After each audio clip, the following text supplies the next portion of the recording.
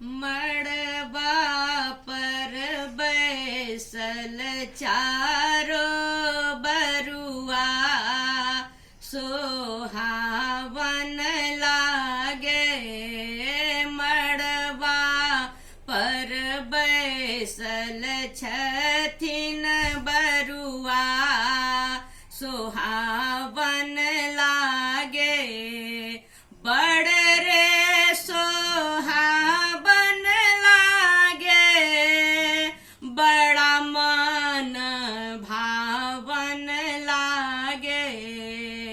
बड़ा रे सोहावन लागे, बड़ा मन भावन लागे।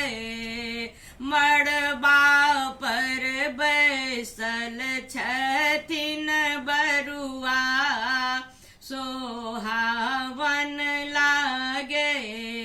मड़बा पर बैसल छथिन बरुआ सोहावन लागे।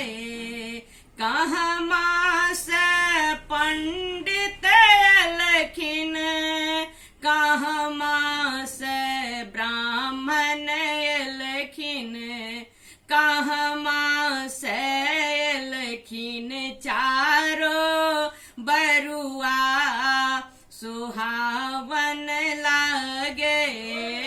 कहमा से अलखिन चारो बरुआ सुहावन लागे।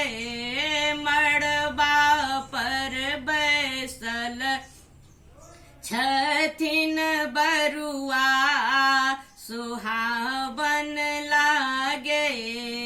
काशी से पंडित अलखिन, प्रयागराज से ब्राह्मण अलखिन।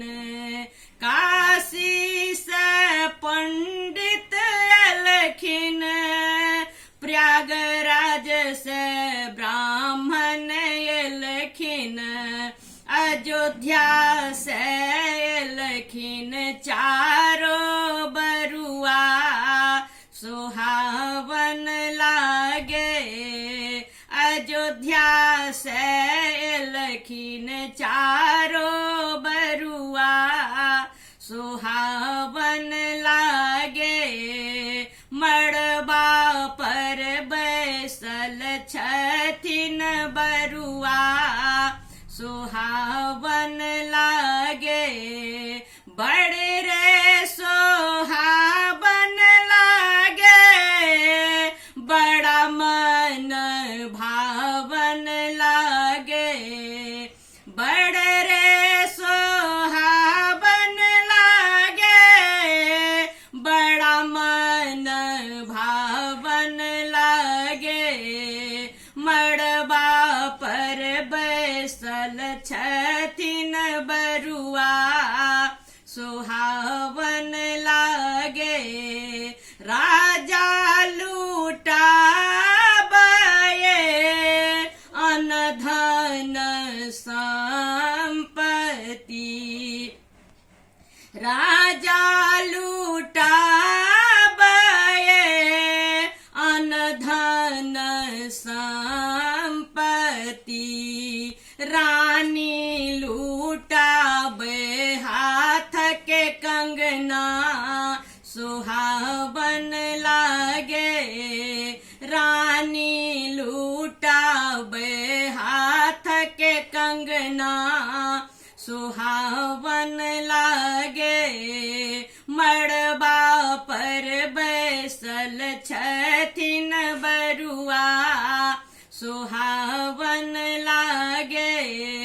बड़े रे सोहावन लागे, बड़ा मन भावन लागे।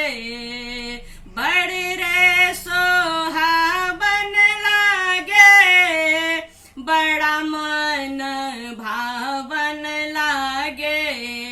मड़बा पर बैसल छथिन बरुआ सुहावन लागे। भीख देबे गेलखिन मातु कौसल्या रानी। भीख देबे गेलखिन मातु के कई रानी। भीख देबे गेलखिन रानी सुमित्रा। आजू जुड़ायल सबके नैना सुहावन लागे। आजू जुड़ायल सबहक नयना सुहावन लागे। मड़बा पर बैसल छथिन बरुआ सुहावन लागे। मड़बा पर बैसल छथिन बरुआ सुहावन लागे।